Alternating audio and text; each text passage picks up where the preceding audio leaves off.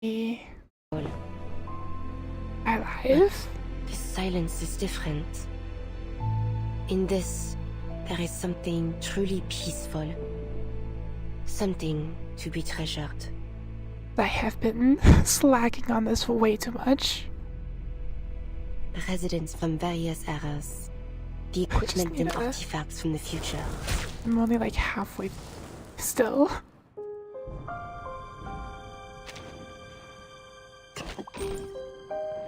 You're like halfway through. Or a little more. I really just need to focus on this. Try to get as much done as I can. They remembered an ancient verse, with whose meaning is lost to history.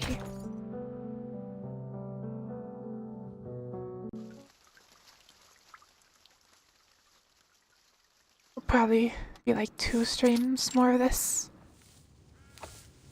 Here you are, Eberhard. How? It's good to see you, mein Freund.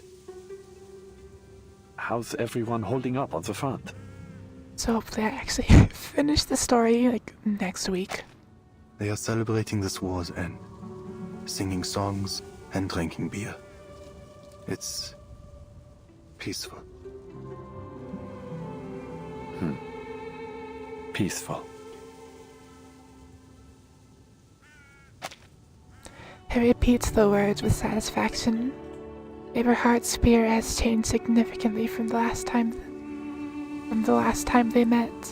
It's unexpected that the Foundation would allow you to move so freely. No, my duty is done. I have no place in Montpé. No place among suits and politics. He exhales, stretching in the crisp morning air. That red-haired official agreed to let me go for a walk every once in a while. He said, someone will keep an eye on you. Whatever. It's getting cold. But I enjoy a crisp winter morning like this. It reminds me of our days as students. Remember? We had to get up before dawn. I was lazier than you. I wouldn't wake up until you rode your bicycle to my window and shouted my name. Then the 2 of us would miss Latin class, just as Walter did. Yeah, I don't blame him. Latin class was hell. Walter. He was a good lad. Paul removes the crumpled envelope from inside his jacket. This parcel is to be delivered to you. There's a letter within it from Herr Mühlenberger, addressed to those of us in Class 3. Herr Mühlenberger? I was planning to visit him during my home leave, but, well, you know what happened back home. But he doesn't have a clue about what happened out here. What use is this letter? You and I are the only 2 class members left since the fall of Montpé. All right, let's hear it, Paul. Steadying his breath, Paul tears it open. He unfolds the letter. Meine lieben Schüler und ehrenwerte Soldaten. Der Krieg hat einen kritischen Punkt erreicht. Und als euer Lehrer ist es meine Pflicht, euren Mut zu stärken. Ich weiß, dass die Sicht auf den Krieg von der Front aus begrenzter sein könnte, als für uns im Vaterland. Lasst mich also klarstellen, der Sieg ist in unserer Reichweite. Obwohl das Leben an der Front hart ist, denkt daran, dies ist ein Opfer für eine größere Sache. Lasst daher euer Leiden süß sein. Dies wird der glorreichste Moment eures Lebens sein. Und wie ich euch beigebracht habe, wird es uns vielleicht eines Tages gefallen, diese Dinge zu erinnern. Gefallen? Ha! Hört ihn euch an. Er hat sogar Lucans Gedicht zitiert. Oder war es Virgil? Es ist höchstwahrscheinlich Virgil. Er hat ihn unten zitiert. Ardentes Fortuna Iovat. Das Zitat über das Erinnern. Wie sagt man es nochmal auf Latein? Forsan. Haec. Und dann was? Das Et fehlt, Eberhard. Forsan et haec, olim memenice juvebit. Ja, genau das. Dieser alte Fatzke. Er hat geschummelt. Das... Was für ein Dummkopf. Er weiß nicht, wovon er spricht.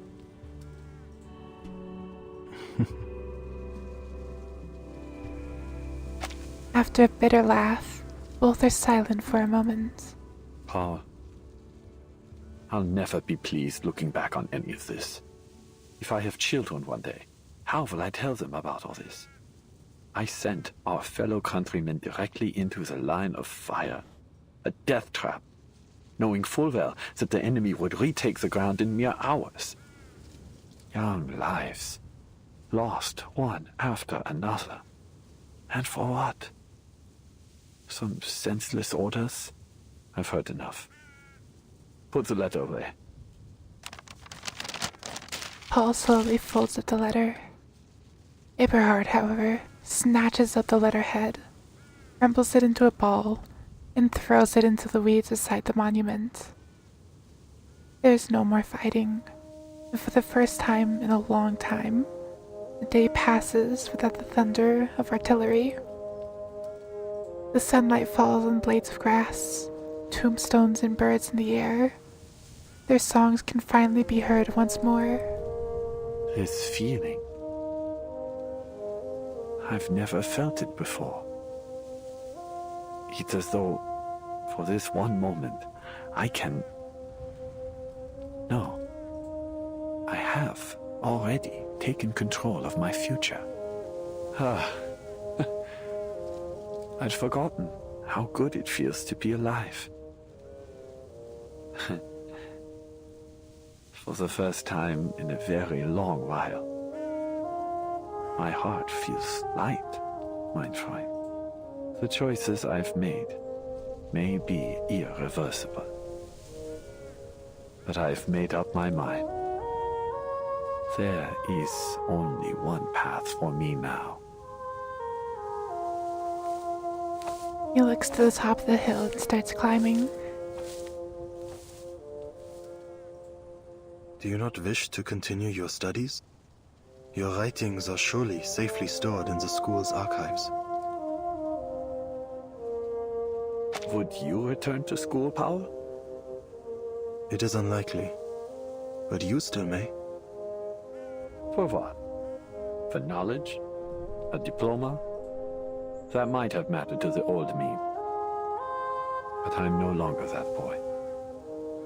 Eberhard, It's too late, mein Freund. Far too late.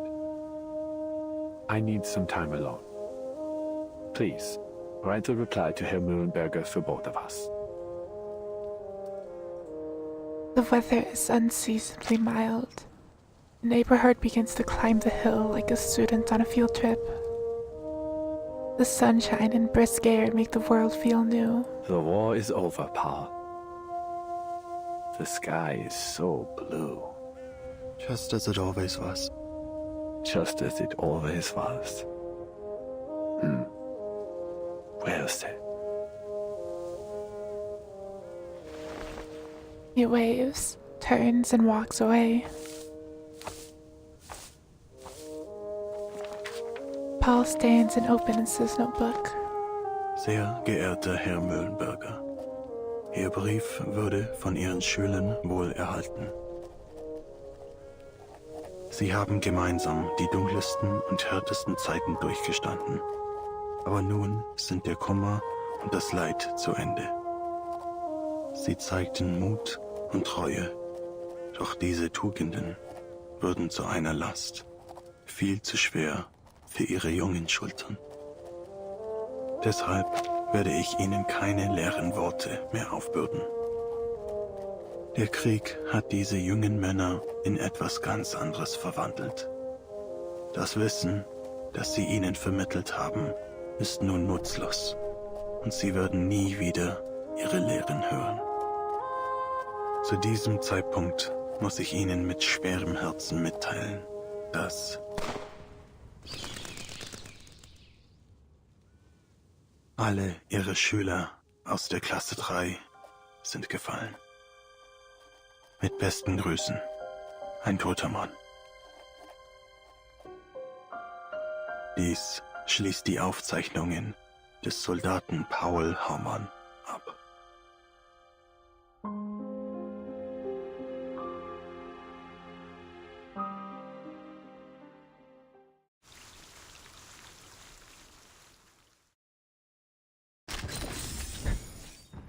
Oh boy, a moment of peace despite only being halfway through the story. Surely nothing will go wrong here. An unfulfilled prophecy. Even now, her tears remain. Surely nothing will go wrong, despite only being halfway through this.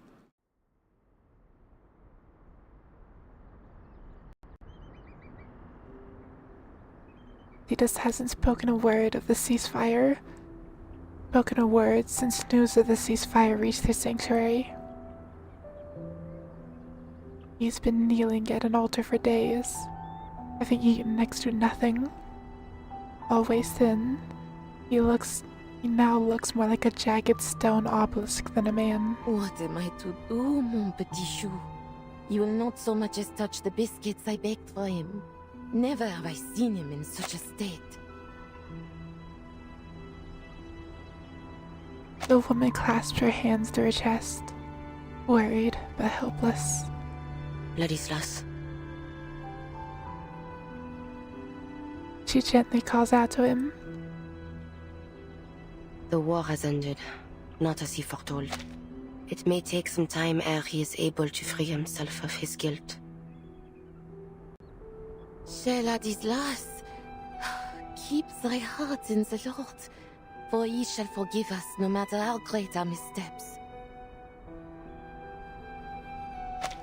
The good and pious woman stops herself from saying more. There's no line of reasoning sufficient to break him from his watch. Marie, I beg thee do something. One way or another, we all must return to Rouen in the coming days. She leaves without another word. Sentinel comes to Lattice's side, but has no desire to interrupt the silent prayers. Her focus, instead, is on the statue of the crying girl. Ladislas, you foretold that Agnes would return to herself come the end of the war. She pulls out a handkerchief to softly clean the statue's unmoving face. Yet she remains unchanged.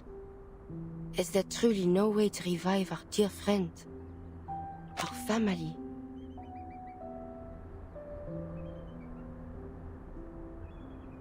Once again, she receives only a humbling, guilt-ridden stare. Marie? Silence.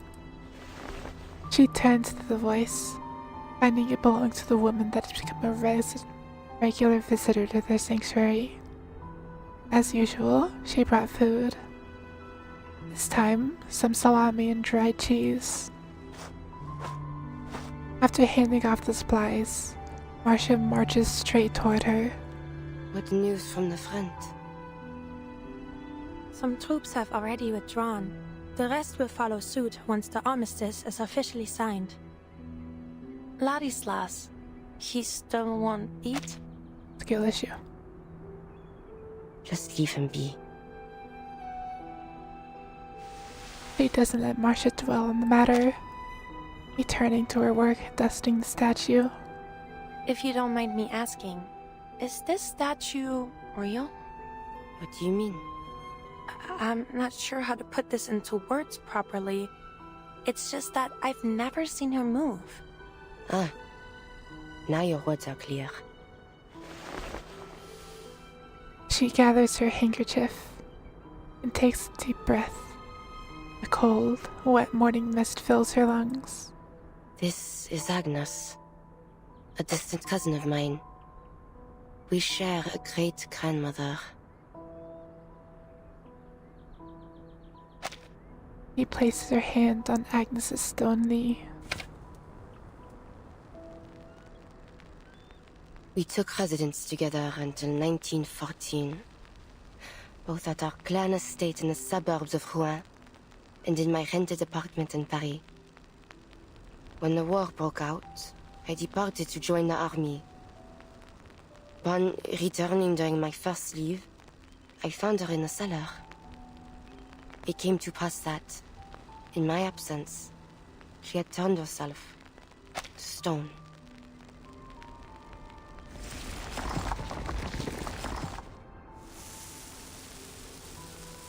She can stay in this form as she pleases? Only so long as her heart yet beats. Were she to turn to stone from within, she would be unable to restore her body to flesh. But Ladislas informed me of another possibility.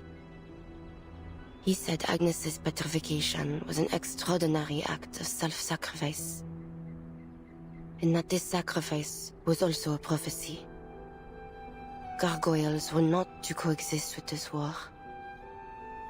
He said that a miracle would occur, that Agnes would be freed from her petrification. I thought it might have been true. She glances toward Ladislas, still kneeling. But I suppose it was not. Agnes has shown no signs of recovery. There must be another way. The gargoyle shakes her head, disheartened. If only there were. If only I knew of one. But there is very little I know of our bloodline. While the young of my kin generally receive a traditional education from within the clan, my grandmother supported my decision to attend a secular school in my youth. I resided in a small rented apartment in Paris for some time, hoping to enroll at Lonsad. That was until the war broke out. Sentinel forces herself to look Marcia in the eye, into Marcia's This war. eyes. Well, you have seen the face of it. It takes but one shot to end a life. And this war has hurt millions. Friends, family, loved ones.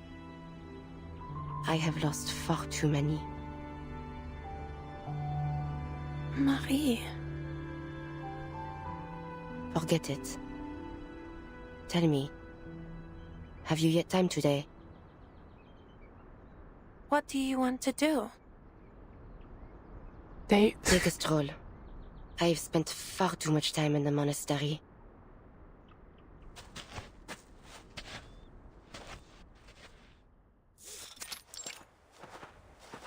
After a long journey, they return to the field once soaked in blood. A pilot? Their earlier conversation still lingers. Yes, that's what I wanted to be. Why? Many knights joined the Elfos at the time. They believed the sky to be the only battlefield that still maintained at least some semblance of knightly chivalry. It had more than the ground at least. Crawling through mud and digging trenches. I loathe airplanes. They're exceedingly difficult to withstand from the ground. And the engine noise. She swallows the complaints, not wanting to sound bitter. Marcia extends her arm over her friend's back. Relax. You don't need to fight them anymore. In fact, I'd wager you'll come to like traveling by plane in time.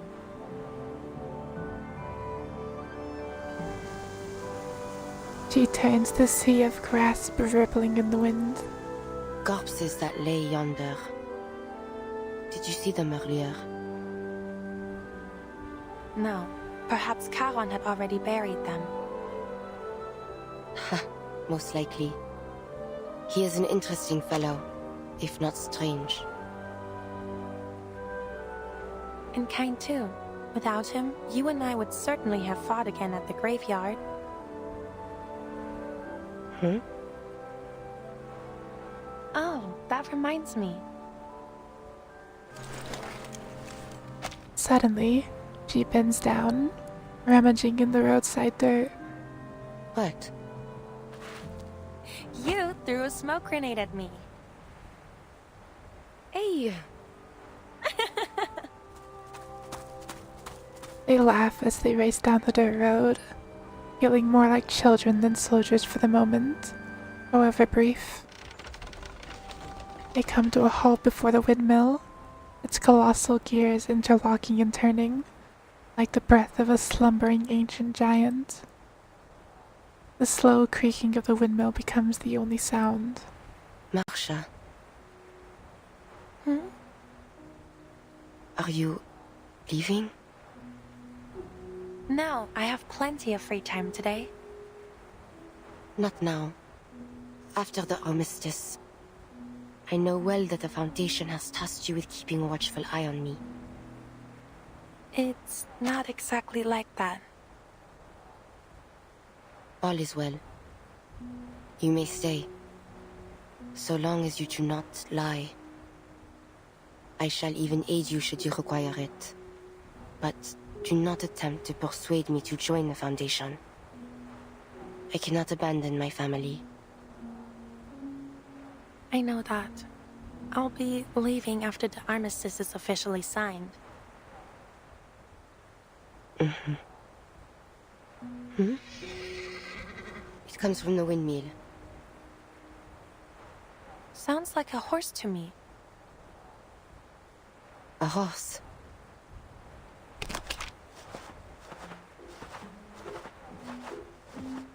A horse, you say? They cautiously approach the windmill's entrance. Sentinel moves ahead of Marcia, turning her body sideways, and hardens into stone to give a weighty push on the door. Wow, what a beauty! It's the horse. A horse indeed. What brings it here?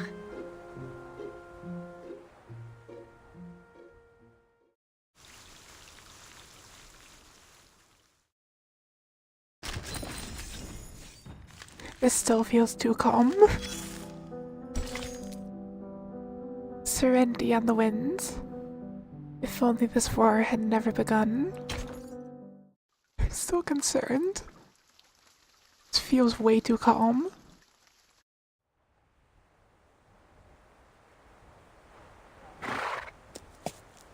Nay. Here, come on out. That's a good boy. The horse seems to naturally gravitate to the night, drooping its head to brush up against her. Oh my, Marie. Look at his beautiful coat. Not even the colonels have such handsome companions. He seems to have taken a liking to you.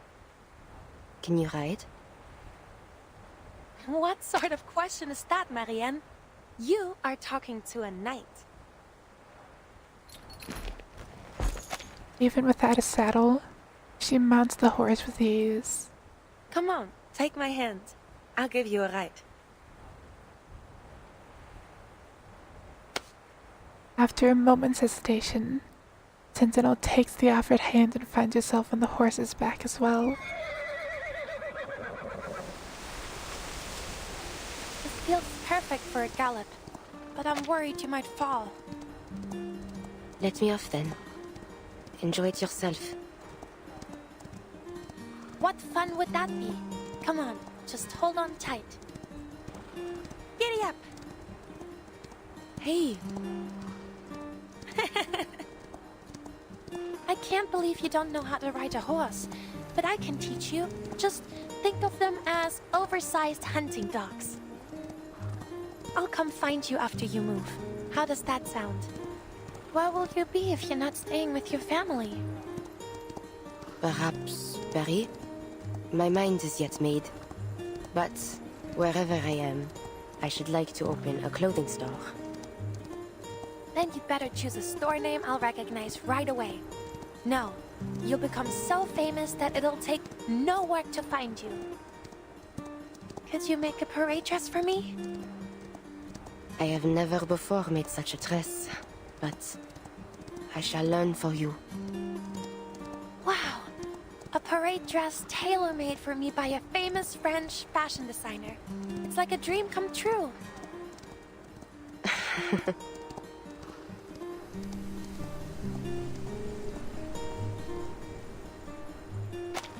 This might be the first moment of true peace they felt since the war began. The horse grows tired. They dismount to let it roam and feed on the tall meadow grass. What of you? How may I come into your contact? The Lord only knows where the Foundation will send you once this is ended. You may be right. The fight against Manus Vindictae isn't over. But don't worry. I always find a way to get in touch with you. I do not wish to judge your decision, but do all you can to stay alive, Marcia. Do not make a martyr of yourself. Why the sudden sentimentality, Marie? If all this, when all this comes to an end one day, I hope to see you again. Me too. I will pray for you, though I am uncertain if my voice will be heard. I am nothing like Agnes. She is an angel descended from heaven. And I am. The gargoyle keeps her eyes hidden in the shadow. Never mind.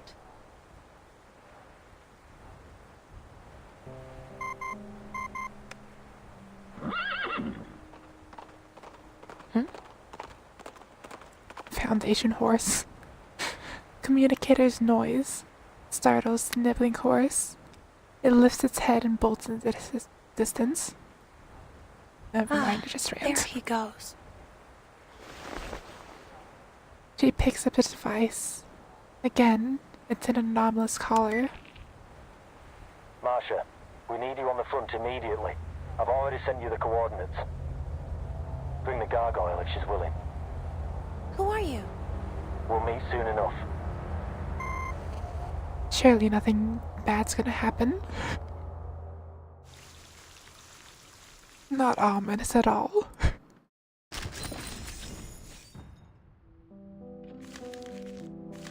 The Armistice.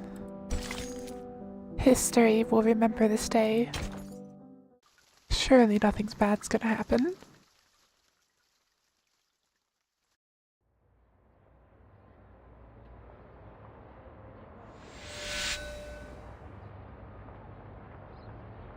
Half an hour earlier. Yes, Herr Chancellor. The delegations have arrived in Montpellier. The armistice will be signed before dinner time. Understood. We will be sure to serve a simple but delicious dinner. And of course, all journalists granted entry will be carefully selected. Mr. Joy hangs up the phone dryly, with full confidence before checking the ceasefire. And Miriam, once again. Oh, no problems so far. Picks up a fountain pen and sketches out his signature over and over again. Each loop of the pen is taken with the utmost seriousness, aware of the gravity it will soon hold. Another impatient ring. The tip of his pen slips, leaving the letter O in a rather unsightly shape. But the call isn't on his phone. It's on one of his assistant's desk. Which, thankfully, means it isn't his concern. What are you waiting for, Friedrich?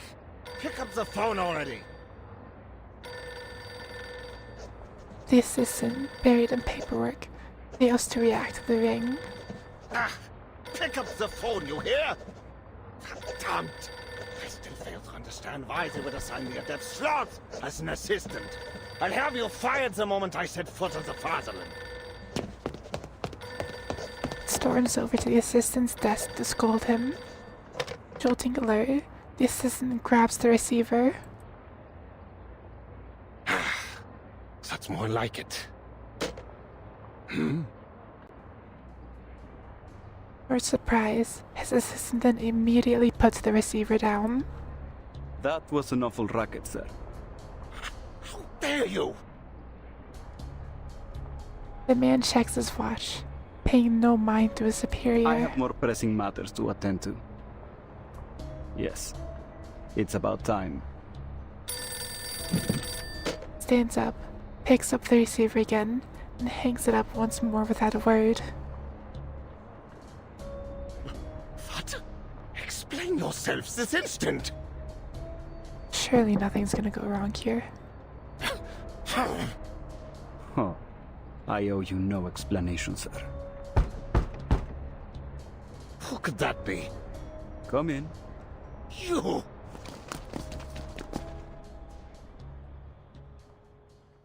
Surely there's no mana shenanigans going on here. All attempts to reach the investigator sent to Hill 299 have failed. Sirius puts his communicator down, pauses, and tries again, this time calling Hound, but only static replies. No response either. Sirius watches the passing politicians with growing unease. They don't flinch under Sirius's gaze. In fact, they don't seem to pay him any mind. Their limited time is devoted to pressing matters of peace. Paravian exits a nearby building and makes his way to Sirius. Sir, a new batch of counter-arcanum devices has been deployed, as instructed. I still don't trust those quotation marks. Good. Any contact from Meryl in the past 3 hours? No, she's probably still on the front. There's a lot of celebrating going on out there. Sirius tries the communicator once more, this time calling a different squad member. Static. Something's not right. His shot rings out like a thunderbolt on a cloudless day. We're under attack! Security forces rush into the streets, drawing any wandering delegates inside to safety. Steel-eyed veterans fan out, searching for the gunfire's source. What's the location? I saw them in that house. They're wearing black. I have to. The young man begins a charge, only to be held back. Get back here, Farabi! We need to get to the command post and inform all security staff to resume combat positions. Yes, sir. Foundation security regroups around the most heavily guarded buildings. Across the street, a man in a jet black uniform exits from his makeshift office. That's unfortunate. As he walks into the open, he is flanked by soldiers covered in pitch black. Finally. No more hiding. The moment of truth has arrived. He raises a hand. The soldiers around him stand at attention. Leave a few of the Foundation lapdogs alive. I have something to say to those sanctimonious hypocrites. As for the rest, kill them all.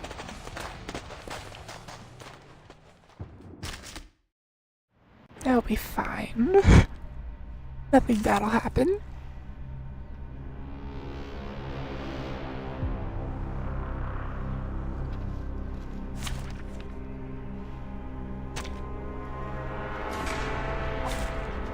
There are many routes to travel, but only one I destination. can just auto this. Picking up what I'm good at. The path will become clear.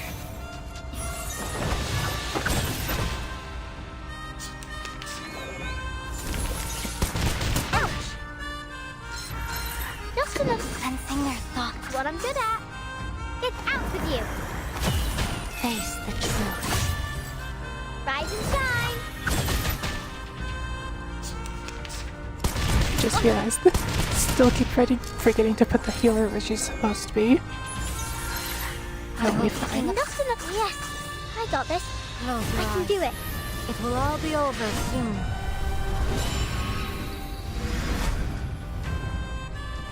Though it may come with pain. These sheets are my wings! Higher than a bell tower, and even the clouds!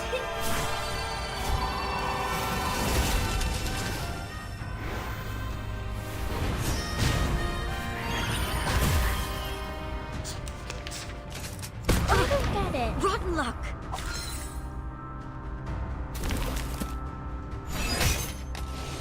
Easy game. Stay behind me. I'll keep us safe. Oh, yep. Yeah, I can do. Enter the gate and see. Close your eyes. Face the truth. So one guy's about to get nuked.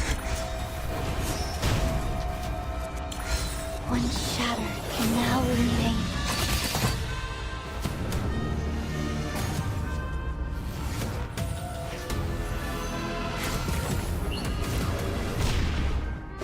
Easy video game. Can I give everyone a ride on my back?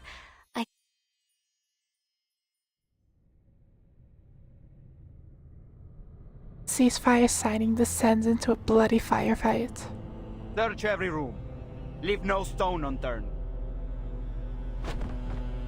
Every few seconds, a heavy, soft thud echoes as something limp crashes into the ground from above.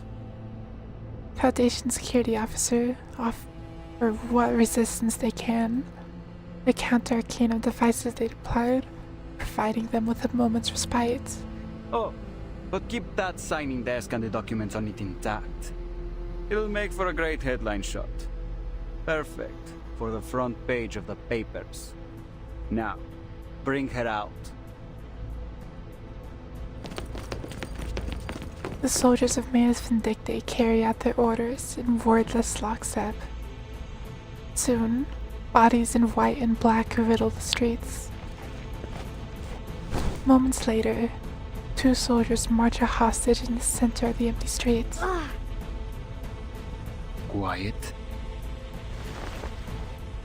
Once again, the assassin turned officer raises his hand and checks his watch. Better late than never. He strides forward as if he was participating in the triumphant parade. Stopping only a few short paces from the Foundation's command post. So near, you can hear the flag fluttering in the wind. All that endless searching, huh? Well, here we are. You finally caught us. He spreads his arm wide like a showman. You might ask, why must things end like this? Why must we kill one another? Do you want to know why?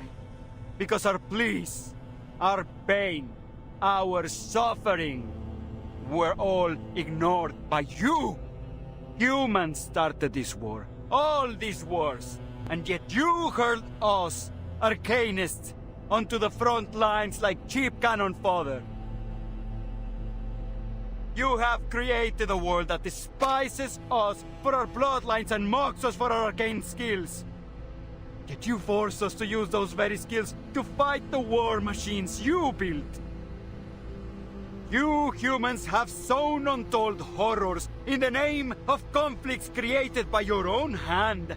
And still, you refuse us even a single scrap of bread in reward. These are the lessons history has taught us. A history of arcanist suffering that must end.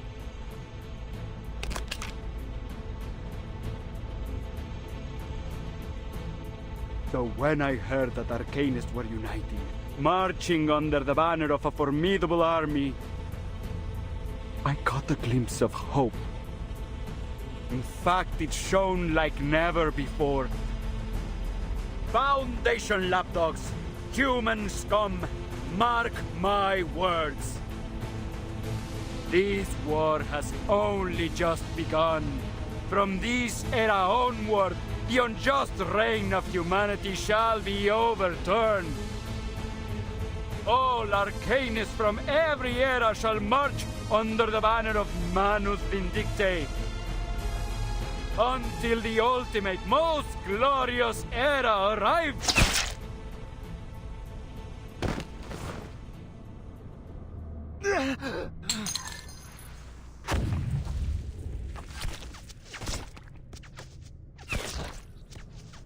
Who did that?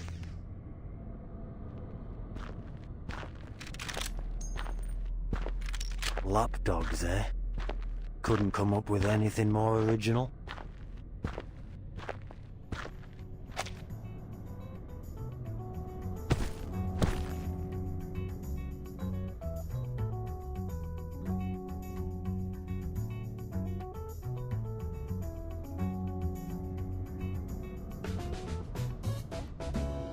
Command post clear now.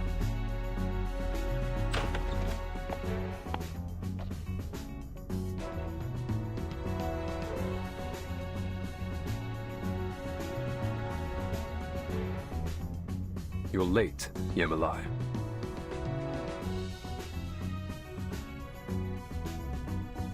At least you're not dead.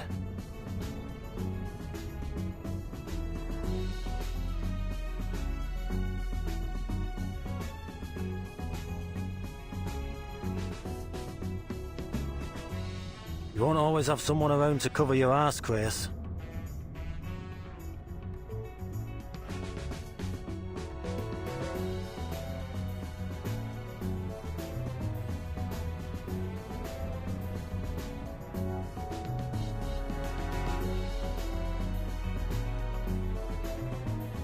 What have you found? Long story short, we're a step behind the Manus. They've got an army, launching an assault on the front lines as we speak. We're talking about a force the size of a traditional brigade, possibly even two. They're hiding out beneath Hill 299, and every one of their soldiers is an arcanist. Hill 299? Any news on Charles and Amanda?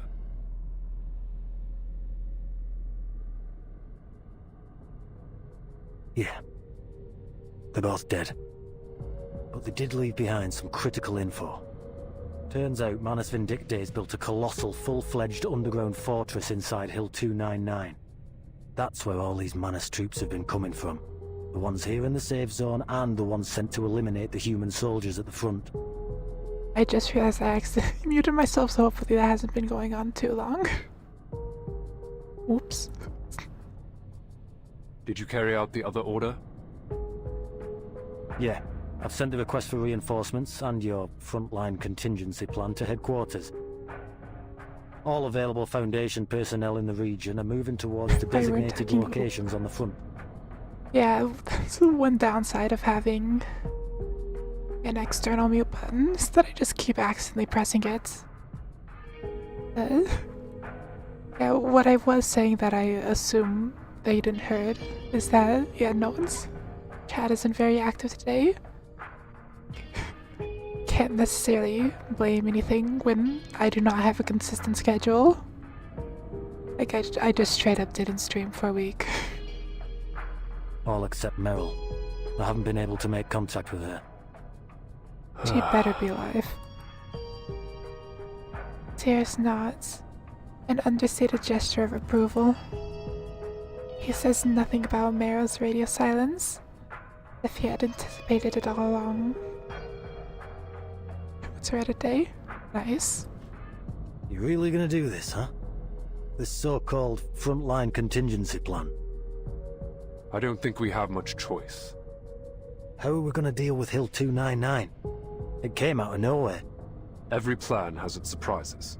We'll deal with it. Follow me. We're going to the front lines. You can fill me in on the details on the way.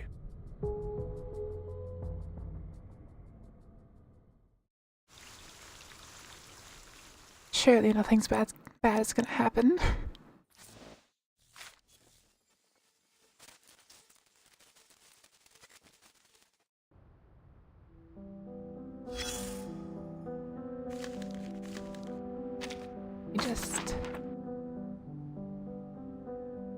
Okay, this is actually almost done.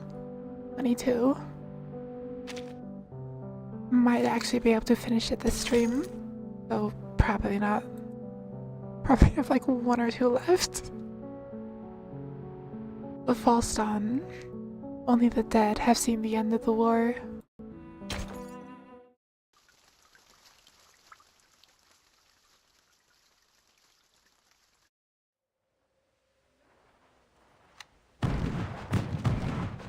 What's that sound? Rudolph has said about packing his things. Like many in the trenches, he doesn't have much. But his greatest treasure is a pile of manuscripts and notes. He lifts his head. A pale look glints behind his glasses. What are you standing there for? They're firing again. So? Surely you're used to it by now. The rumble of artillery has become so familiar to them that its return is barely noticed. But isn't there supposed to be a ceasefire? I know it isn't official yet, but there's no point in firing now, is there? Eric draws in a sharp breath. A low, ominous whistle follows. Geister! In Deckung! All at once, the quiet of the front erupts into fire and fury. Going on, sorry. There was about to be a ceasefire, but then Manus Vindicte has launched an attack to stop it. The impatient impact of the explosions shakes the trench lines in unwielding waves. The blast spraying mud and earth in every direction. Damn! Is everyone gone mad? These are alten Säcker. I thought they were supposed to be negotiating peace. Why? Why are we fighting again? Rudolph sprawls out on the ground, trying to find his baggage. It's been scattered in the blast. Clothes, notes, and cans are buried in loose dirt, or carried off in the air. No! Forget that rubbish! Get inside! Eric follows the beast-bagged soldier into a dugout, and forces himself up onto the parapet, peering over with his periscope. Scheiße! Scheiße! Who in the hell is attacking us? I don't know. They're not even wearing blue. They're all black. Well, there is a little bit of blue. Right. Are they wearing masks? Can they even see through them? The flank! Scouts and messengers dash in every direction, alerting everyone they can reach of the attack. I don't know who or what they are, but they're coming from our flank! Advance, Nachbar! A stray bullet shatters his periscope. He tosses the device down with a stream of curses. He grabs the messenger by the collar. All men from the 2nd Company, assemble! Focus fire on enemies in black uniforms!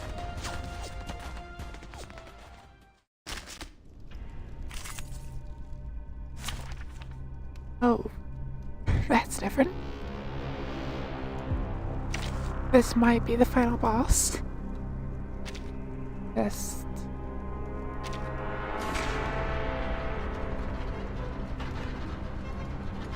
honestly, it probably doesn't really matter. As long as I remember healer.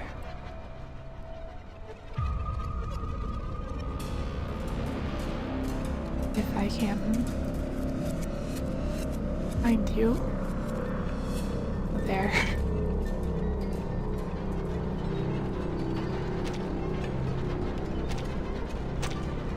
That's a very messy team comp, but it'll be fine. But only one destination.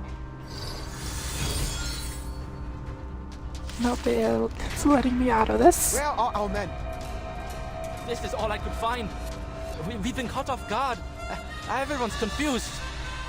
Snap out of it! Scheiße! Don't you see what we're dealing with here? Get to your positions, boys. Fire! You hear me? Fire! Send these Scheißkerle to hell!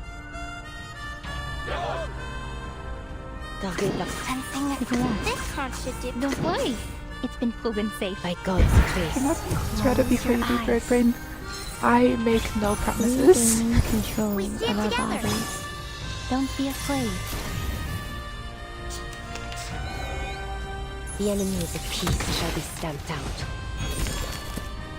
Now is the time of repentance. And off my meal.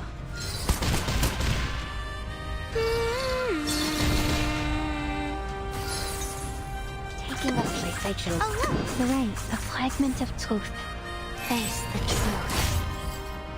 The enemies of peace shall be stamped out. So hard and safe. Look. I will be watching you. I mean, I've got the level in like 2 runs. A shot hit. Do not have the best track record with these things. Can I give everyone Actually a ride finishing on my back? levels. I think I can handle it this time. So easy video game.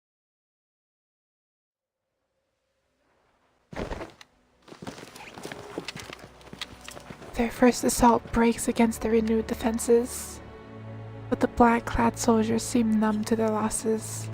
They advance in rigid order, stepping over the dead and They decaying. lost their minds? They just keep charging right into our gunfire.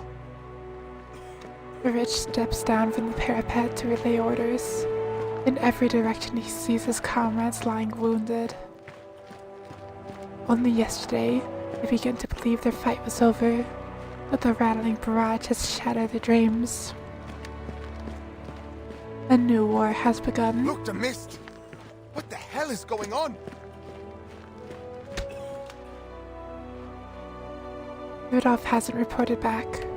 Concerned, Erich begins to search the dim trenches for his friends, only to bump into a striking figure in a white uniform. Are you the captain of the second company? The man speaks with a gravity command that Eric is still yet to find. I am. You're with the Foundation? Sears nods, articulating the battle at hand in an organized manner. I am Kreis, the commander of the Foundation personnel stationed in Montpellier. This is an emergency situation. Manus Vindicte invaded the safe zone. We neutralized the threat there, but now they're on a mission to kill every human soldier on the front lines. Every human soldier? You mean including those on the other side? He struggles to find sense in the words. Sears pats the soldier-turned-captain with a firm and steady grip. If you're willing to give up this position, follow me. I couldn't give less of a damn about positions, but where are we going? A nearby section of the trench. Anyone still standing? Help me clear this bunker. The field medic arrives in sync with the rest of the Foundation's team. Doktor, mein Bruder! Ist verwundet! Bitte! Bring ihn zu mir. The soldier hauls his wounded comrade to the makeshift aid station.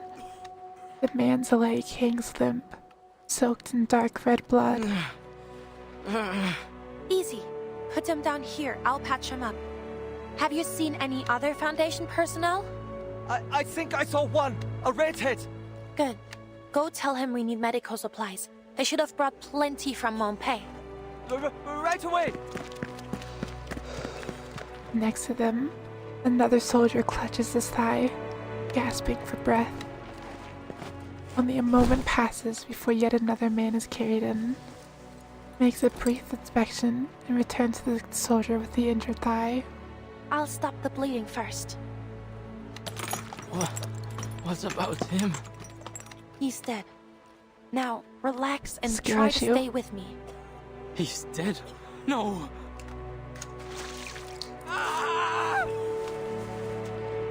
Himmelhilf! It's over. I'm dead. I'm dead. You are not. No, you're not. Not today, anyway.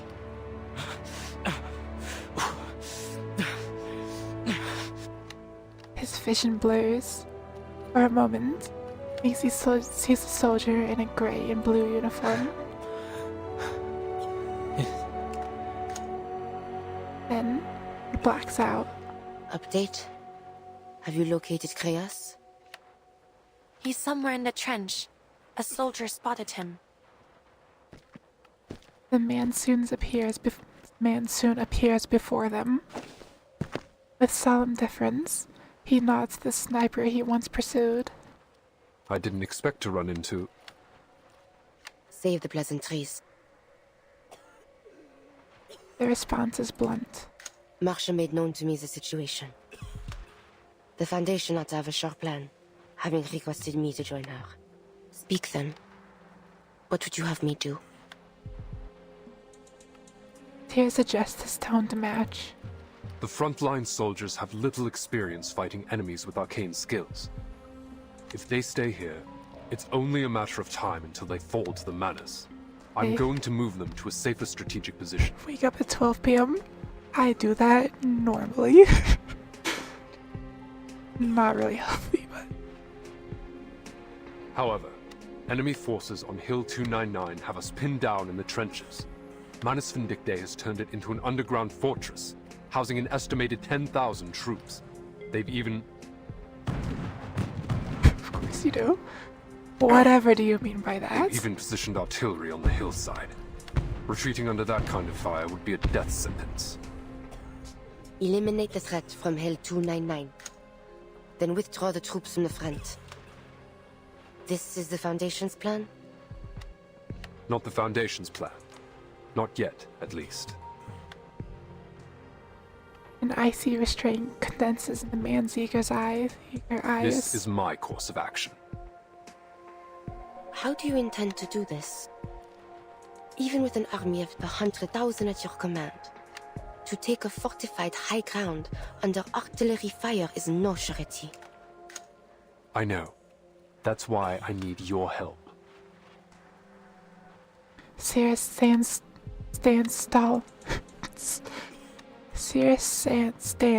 solemn and sure. He knows how absurd his request sounds. Such an act is to walk into the valley of the shadow of death. What difference would be made if I lent my aid or withheld it? If I recall correctly, gargoyles are insusceptible to poison gas. That's correct. So? So we may be able to take a subtler approach. Please, come with me. My subordinate will give you the details.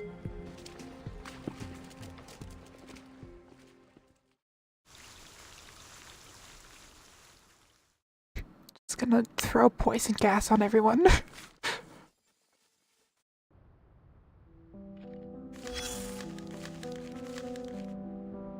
Gates of Hell. This marks the beginning of another tragedy. Might actually be able to finish it this stream.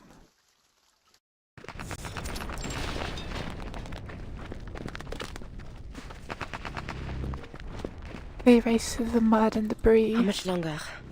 About 10 more minutes at this pace. Maybe less if there's no interruptions. What an optimist. There isn't anything more to say. They just keep moving. Until they leave the trench behind. Take cover. They dive into a shell crater. A bullet skips off the lip of the earth in front of them, kicking up wet clods of dirt. Pin them down.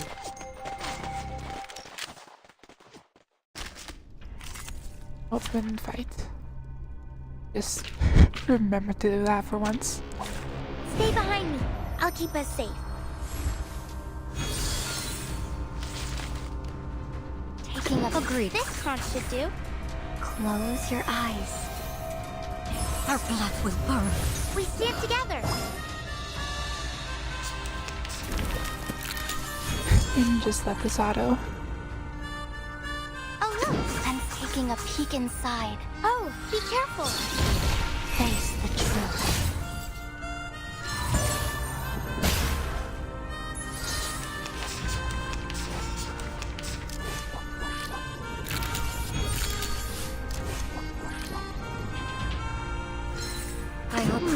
sensing their thoughts. Close your eyes. It will all be over soon. So to be the last round. Our victory comes in a tide of blood. Pain. So not quite. This looking enter the gate and see the light. Face the truth. Easy video game. Can I give everyone a ride on my back? I think I can handle it this time.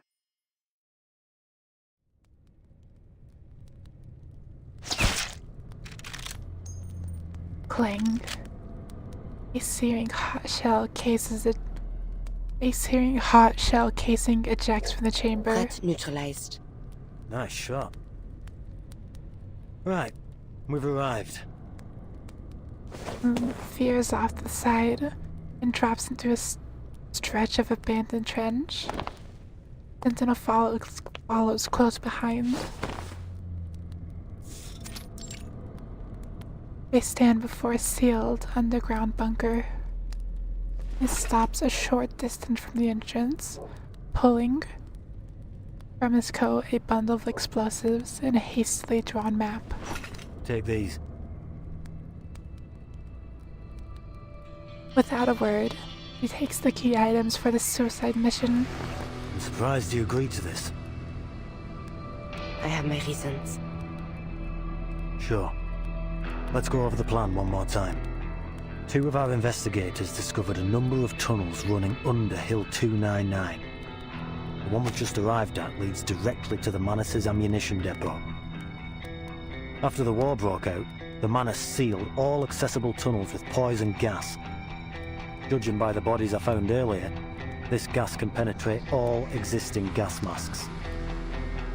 On the bright side, that means there aren't many guards in the tunnels. At least, that's what we think. Your goal is simple. Reach the ammunition depot, detonate the explosives, and destroy the fortress. After that, the Foundation will evacuate with the soldiers.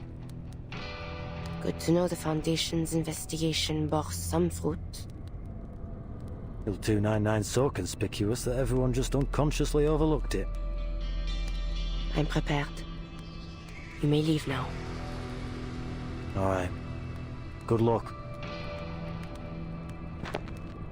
The man offers a wave. Only once his footsteps have faded in the distance, the sentinel opened the bunker door. Violet red mist bellows out. She furrows her brow and takes a cautious sniff. Thankfully, as before, has no effect on her. Yet from within, she can hear something dragging. Sentinel holds position at the door, waiting as the shadow shuffles into view. A grim figure emerges from the toxic mist. What are you doing here?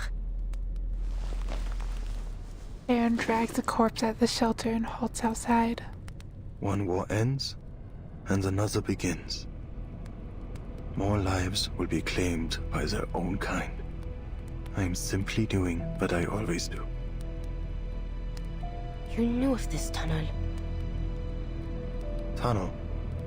I know nothing of it. The cloud of death hanging above this place. That is what led me here. She knows better than to suspect him. I've just fully crashed. That is unfortunate. Cloud of death. An ambiguous omen. An omen? Tell me then, who will this cloud of death fall upon? Death is impartial. It doesn't decide who will live and who will die. But I can. She breathes in the toxic air without concern. I suggest you leave. Should this cloud not fall upon me, an explosion will soon obliterate Hill 299. Do you intend to claim the lives of all the Manus Vindictae troops here? Do you intend to stop me?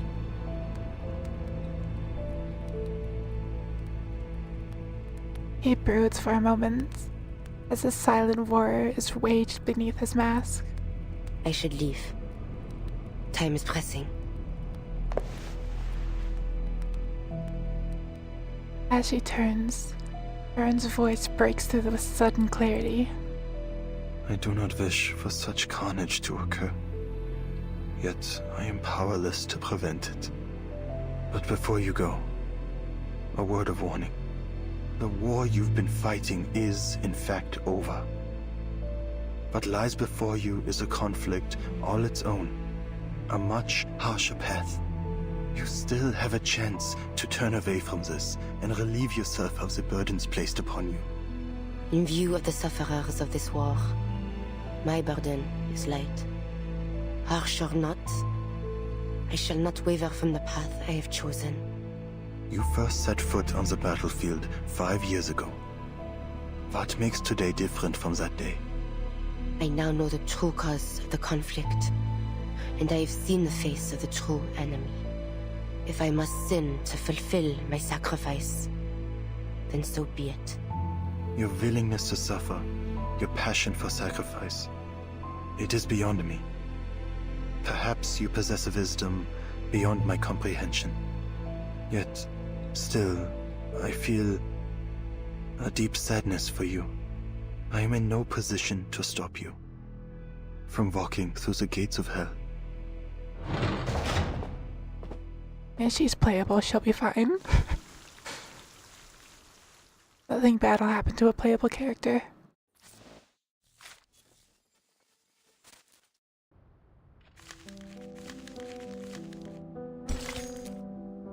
One-hour politics.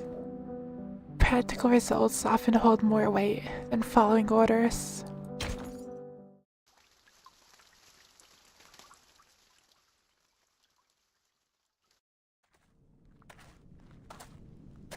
Deep underground, darkness reigns. At first, she travels through cramped, unlit dirt tunnels till she reaches a powered concrete doorframe. It's called Echoes. Echo tells her she's entered a wider Le space. peuple qui marchait dans les ténèbres a vu une grande lumière. Ceux qui habitaient le pays de l'ombre de la mort. Sur eux, la lumière a resplendi.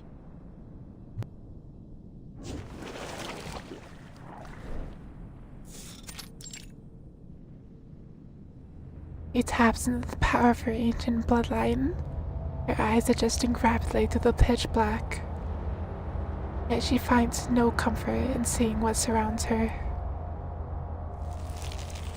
Dark and viscous substances flow through the walls of the tunnel, like an endless mass of writhing insects.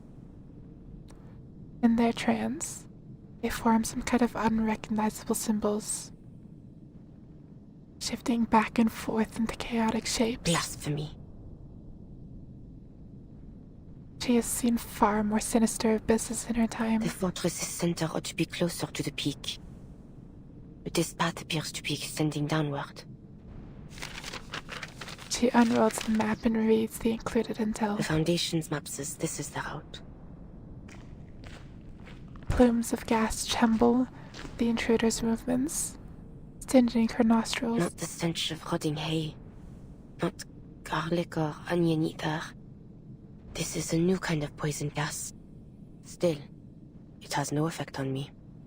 Where art thou? It's time to get a new PC. I mean, maybe. An ethereal voice drifts down. Agnes. Dost thou hear me, Marie? I heareth not from thee. You hear me not? She looks up, seeing nothing but the vaulted ceiling.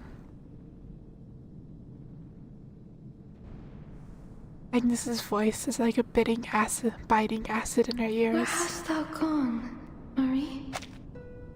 I sense thou art somewhere deep below the earth, surrounded by that which I cannot clearly see.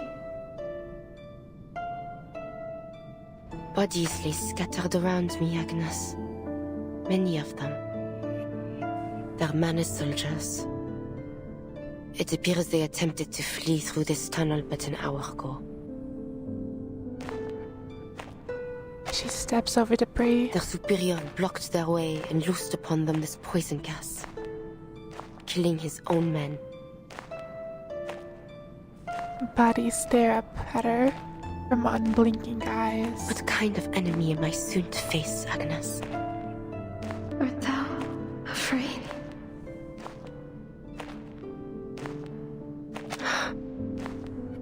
Thou must have spoken much, Marie.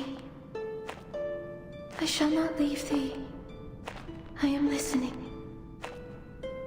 Only I yet hear not thy voice. Dost thou recall the day we hid together in the catacombs of the manor? Thou said unto me, thou feared not the ghostly tales thy grandmother once spake. Thou saidst thou bore a devil more terrifying than any tale. But on that night thy breath did tremble. Thou wert afraid. Shouldn't she be in clubstep before you? you? That was not the thing of which I was afraid, Agnes. I mean, I still haven't technically beat clubstep, and I do not intend to. Just so I can say that I haven't. Once again, she realizes her words cannot reach beyond the heavy rock above. From the depths of that pitch-black void, something waits, stretching out sharp, black claws. I worry for thee, Marie. The path that thou dost walk holdeth no light. I can feel thee growing ever more distant from me. Whatsoever it is, whatever thou dost wish to do, I know thou art determined to see it to its end. But I pray thee, make haste and come unto us soon, wilt thou? Jusqu'à ce moment-là, je prierai pour ton âme. Waves of cold stones scrape over her skin as she readies herself for battle. Then begins her journey down.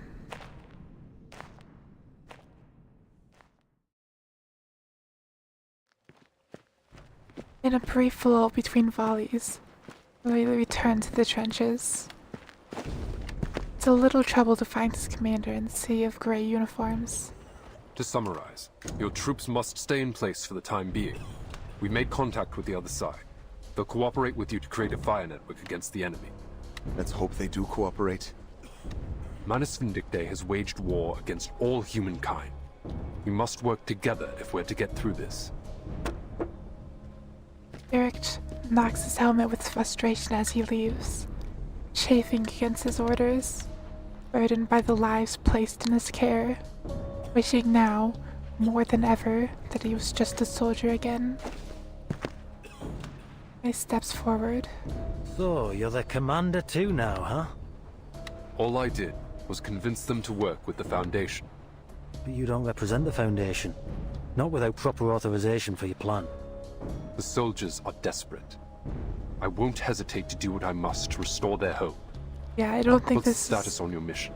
I don't think this is exactly the time to get proper authority. You're actively being murdered. The gargoyle's en route to the target location as we speak. Conservative estimates says she'll take another hour to get there. Alan's voice comes out low and hoarse. Well, who knows what she'll come up against. She might not make it. Unusual for you to show compassion in such a moment.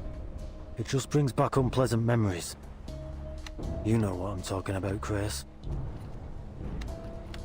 That wolfish grin returns to Hound's face, and Sirius ignores it once more. Then we'll wait one more hour. The Foundation's reinforcements will likely have arrived by then. Should it come to it, we will regroup and consider our next steps with them. Huh. If there really are reinforcements, that is. They're launching a second offensive. Hold your ground!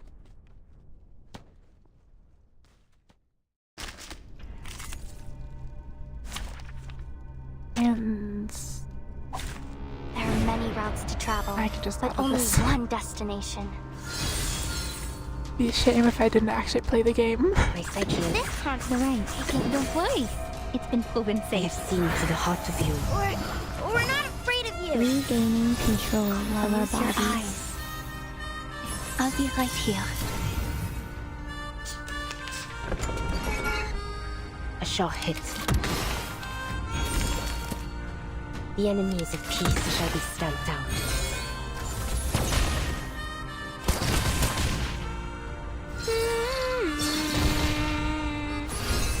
Target lost. Sensing. Oh look! A flag to the left. A sure hit. Face the truth. Oh, be careful! All in moderation. Look. Just this one guy left. Now is the time for repentance. Never mind. Easy video Can I game. give everyone a ride on my back? I think.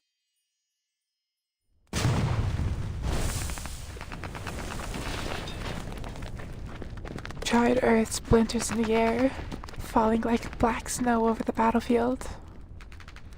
The soldiers reel from another shockwave, scattered across the trenches. They grip their weapons tight, certain only of the coming battle. His index finger taps his rifle's receiver with anticipation. He pulls at his communicator again and waits. Finally. The name Irini appears on the screen. Chris, are you still on the front? Yes, Mr. Iernai. But I don't think we can hold out much longer. Has the committee reached a decision? Not yet. The debate is still ongoing. The Doves find your frontline contingency plan absurd. They disapprove of the political risks involved in taking control of various nations' armies. But I personally find it feasible. Just to be sure, do you have a clear understanding of your ultimate goal? He takes a deep, silent breath. This war between Manus Vindictae and the Foundation will only end once one of the two parties is completely destroyed. And I refuse to let it be the Foundation. If we're to prevail, the Foundation cannot rely on Xeno alone. We need more capable soldiers. Soldiers like these on the front lines. With the proper arrangements, we may be able to recruit them to our cause. We'd have a whole new army to fight Manus Vindictae. But even if you manage to bring them all, say 100,000 soldiers on board, it still won't be enough to sustain modern warfare. This is about the bigger strategic picture, not just a single recruitment effort. I'm suggesting that the Foundation start canvassing all human armies, especially those under attack by the Manus. Bigger strategic picture. What about the governments behind these armies? Have you considered how they might react? It's about time they realize that the Foundation is their only hope. The last bastion for humanity to unite against their shared enemy. The Foundation cannot take responsibility for all the lives in this era or in any other. The storm is a near inevitability, and so too is the loss of many. Once it does come, the Manus won't hesitate to drag war into that new era, into any new era. It's time the Foundation took action and built an army capable of crossing the storm. Yeah, like, realistically, what's the point of worrying about, whatever governments respond to this specific situation when literally all of this is gonna be erased in, like, a year at most? The politician on the other end falls into a long silence. Enact your plan, Kratos. As long as you're successful on your end, I will deal with the political obstacles in your way. The call is cut. Sirius exhales. What next, sir? I still don't trust that suspicious quotation marks. The young soldier watches Sirius, waiting for orders with a dutiful stare. He casts a look toward Hill 299. The man's stronghold bristles with flashes of gunfire. Yet to him, it looks as if it was a slumbering beast. We stand our ground for an hour.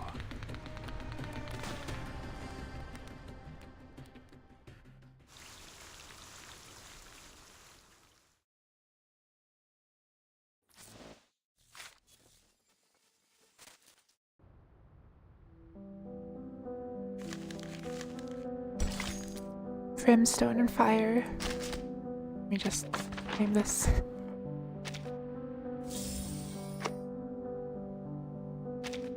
Last battle stage. Brimstone and fire. Past the borders of bloodshed, boundaries, and concept of purity and corruption.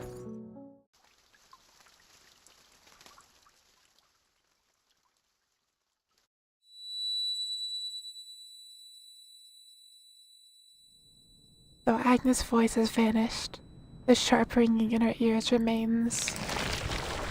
What's that sound? She casts more attention in the direction of the source of the sound. The darkness is sliced like a curtain. A shadow that shouldn't be there is lurking like behind a piece of wreckage. He lies prone, using bloodied finger to scrawl erratic symbols across the ground. As the intruder draws near, he slowly raises his head. Oh, it's you. You murderer! You murdered me! You murdered Colton!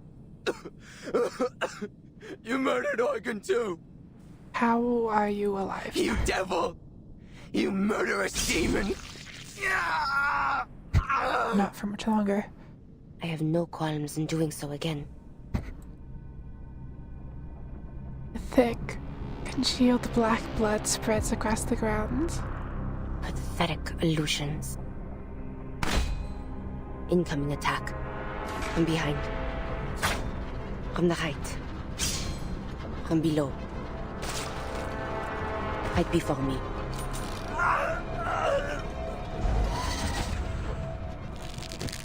Petrified claws clamp down on his soft neck with precision, pulling him up into midair, his hands crawling against the chokehold. Let me go! Please! She uses her grip, only for the length of a brief, or a breath. Yet the soldier seizes the moment for all he's worth, drawing a blade from his belt.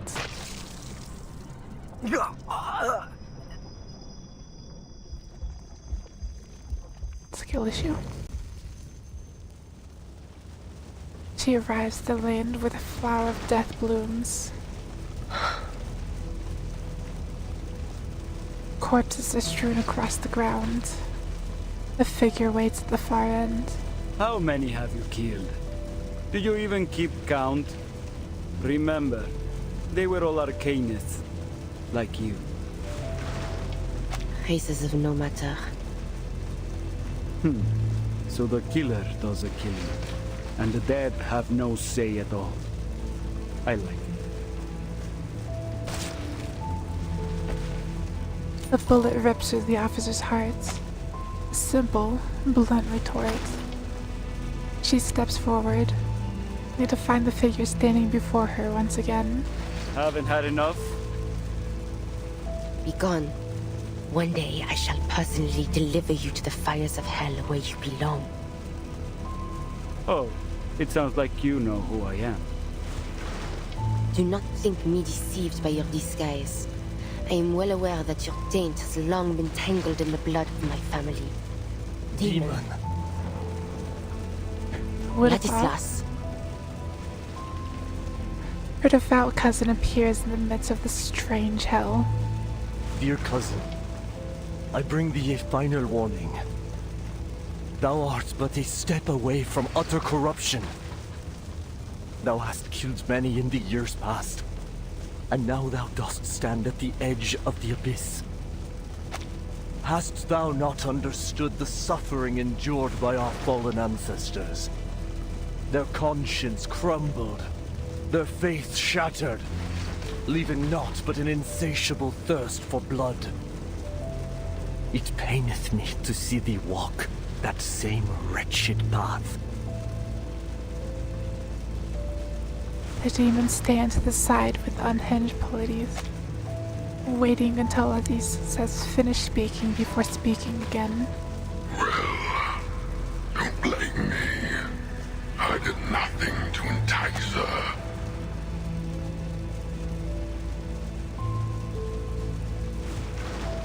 Its voice no longer seems to come from the body before her, but from some faraway place in the darkened sky. Maya made this choice herself. Her hands have long been soaked in blood. And yet, she has never been troubled by that so-called guilt of yours. I've come to adore her for that.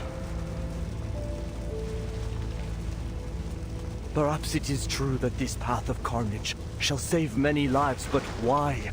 I pray, must it be thee who walkest it? Our blood beareth an impurity like no other. To kill so many is to will thyself to the bottom of the abyss, never to return. The 10,000 thou art soon to kill. Consider, I pray, how many among them are innocent victims of deception and coercion. The weight of so many lives shall weigh upon thee in far greater measure than any sin thou hast yet borne. What good shall it profit thee to gain the whole world, yet forfeit thy soul? Did I hear that right? Are you also calculating lives, Ladislas?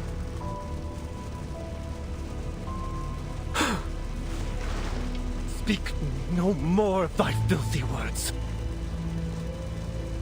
Oh, you silly, stubborn child. The demon approaches Ladislas with sharp, graceful steps. Oh, wicked demon! Skill issue. His throat is seized in both hands. No! Marie!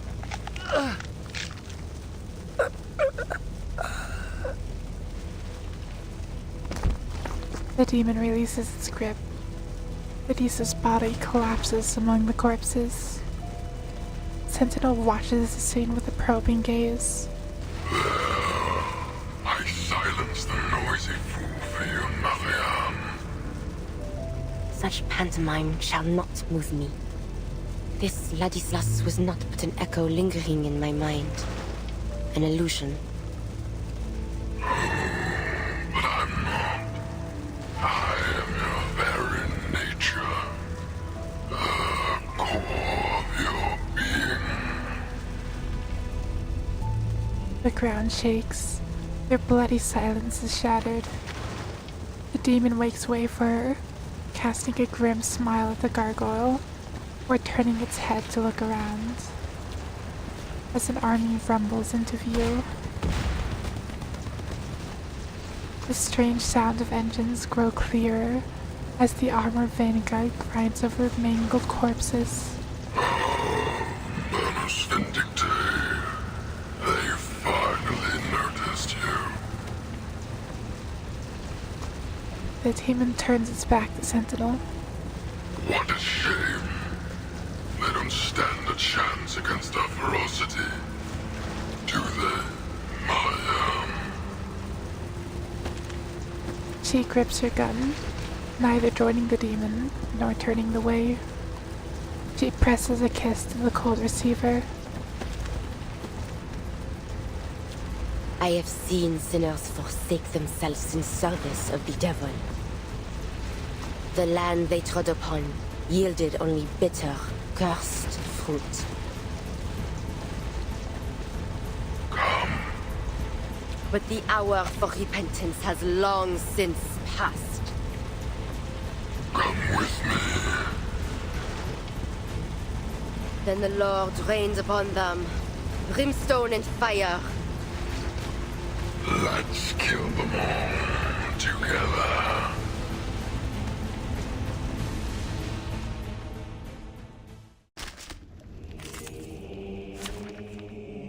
Surely nothing will go wrong.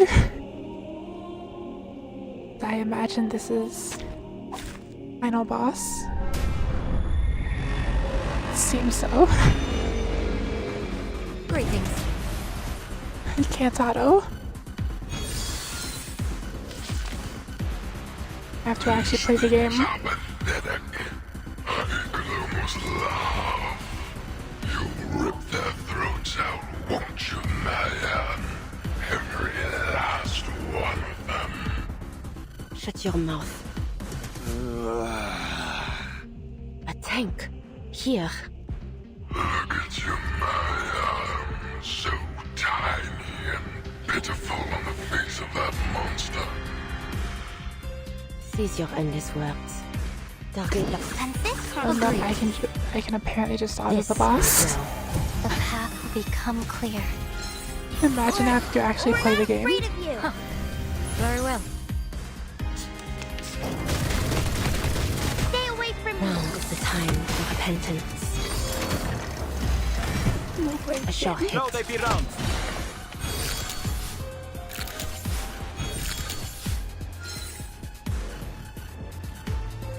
Seems like some mechanics that I'm going to ignore.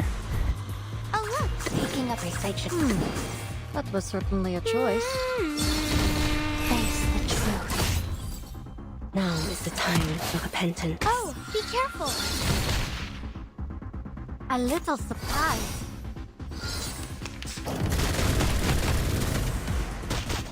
A short hit. And phase 2. Not again. Game? Can you not? Now is the time for repentance. There it goes. You are not welcome here. It really wants to lag right now. Are we good? Try the shock rounds. Okay, I think we're good. Or not.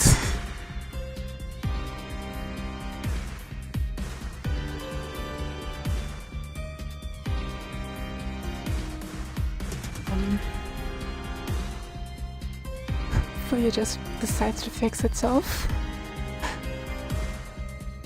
I hope you like us. This much to do. Are you good Enter now? the gate and see the Close light. your eyes. It will all be over soon. Okay, I think it's good. Or at least a little better.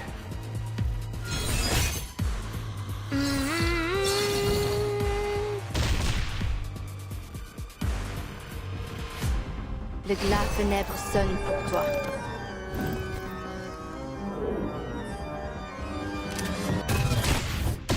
Murder.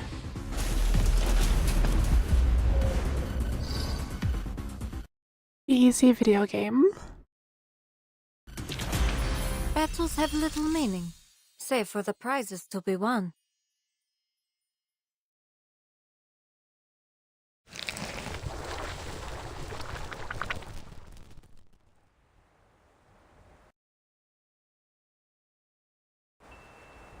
Marsha? Marcia stands beneath a windmill, her black war horse pacing idly in the grass. I don't think I'll ever forget this windmill.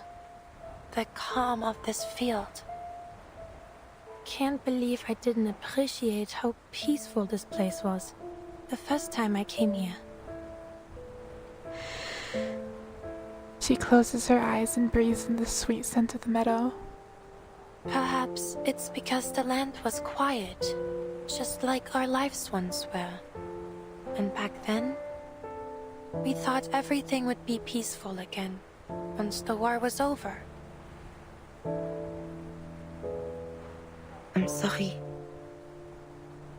Why? There's no need to apologize. I was nigh on killing you. No. In a way, I did kill you. just as I have killed so many others. It's not our fault. None of this is. You may have granted me your forgiveness, but those who have forever lost their lives due to my actions, I shall never have the chance nor the right to earn theirs.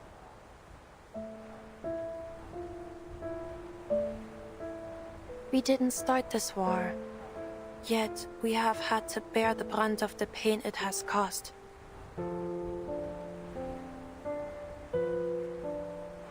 If all the sins of war are laid at our feet, where is the fairness in that? No, I refuse to accept it. Marcia sees that injustice. Marie, perhaps when peace finally comes. A gust carries her voice away.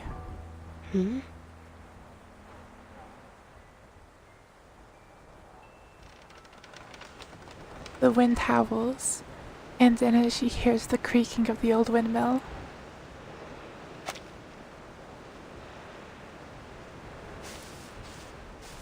Sentinel walks along the path, wanting to stand closer to her.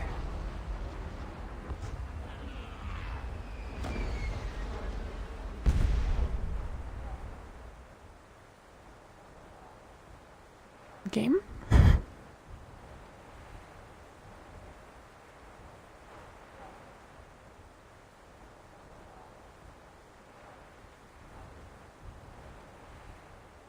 Until the scene is torn apart.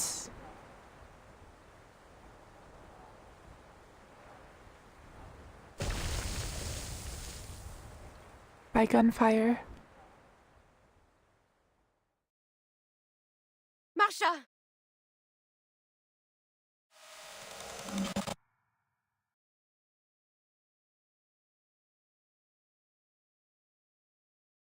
Die!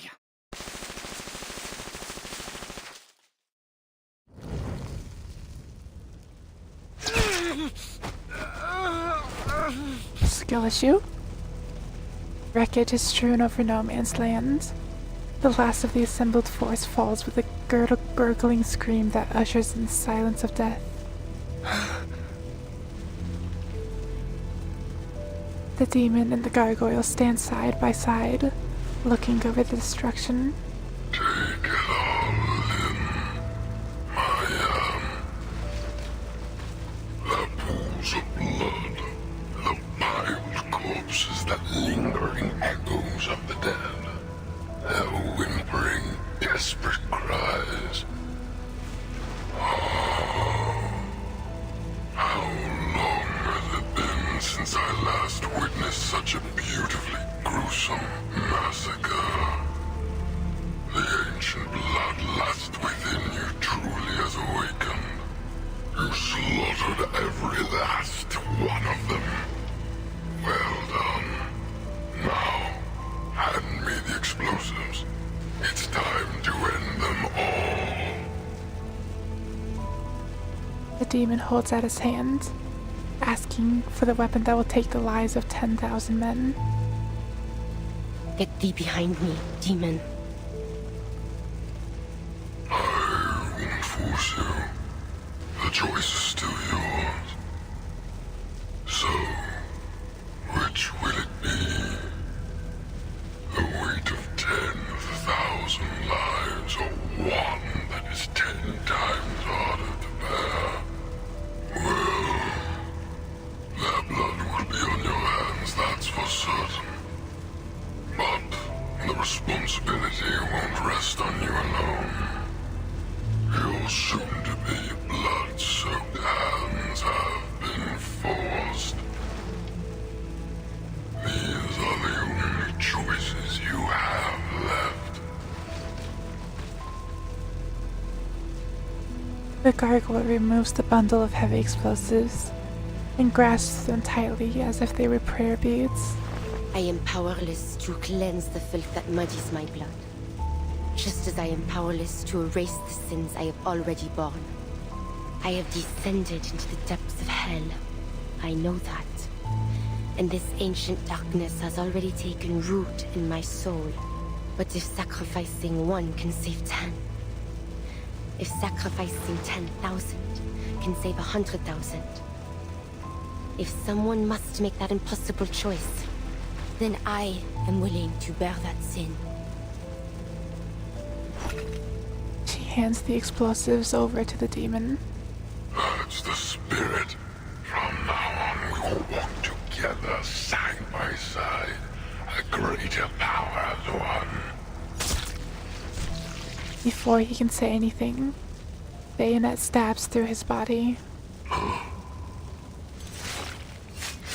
Sentinel pulls out her bayonet and pushes the demon away, who staggers further back. You are fascinating, Mariam. You knew this won't harm me. So why did you do it? She lets out a heavy, labored breath. Look upon me, demon. I am not like my ancestors, to be led astray by their thirst for blood and your honeyed words. Whatever choice I make of my own free will. I will not let your taint spread within my soul. Yet still, your power shall be mine to command.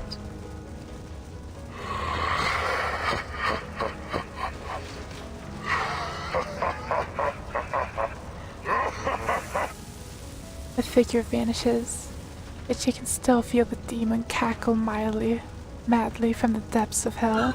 Truly are a genius, Maya. A ruthless killer, a greedy devil. And my most worthy child.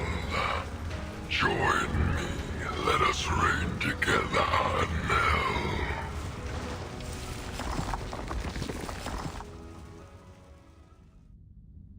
Agnes, quand j'étais jeune, je ne comprenais jamais vraiment les mots que tu disais.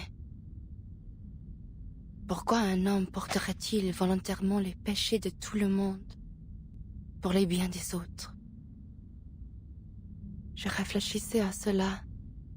Si toute la culpabilité et toute la souffrance m'étaient imposées, comme ce serait cruel et injuste. Mais maintenant je pense, peut-être qu'il est préférable qu'elle soit seule à moi à porter. Je suis désolée, Agnes.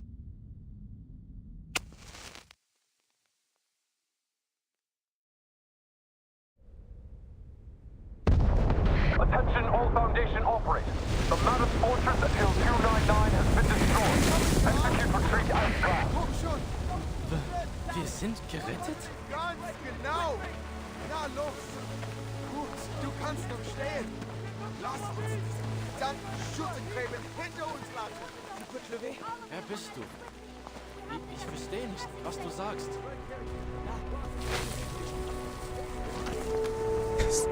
No harm will come to a playable character. Well, maybe mental harm.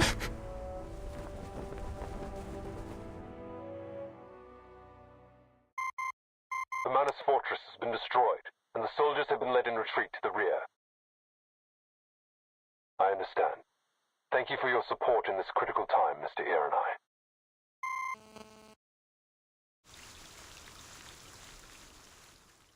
Well, that seems like a perfect place to stop for the day. Right before the end. Like like 1 or 2 left.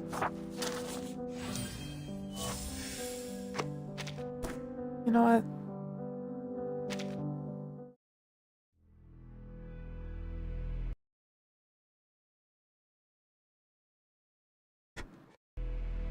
My internet might be dying a little. And before I end, I'm just gonna do 1 tempo. Why not?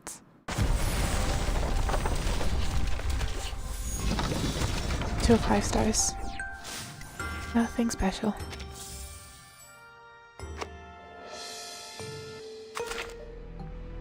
Alright. Should be able to finish this next week. Assuming I don't, like, just disappear again. Hopefully I can just force myself to start consistently streaming. Hopefully.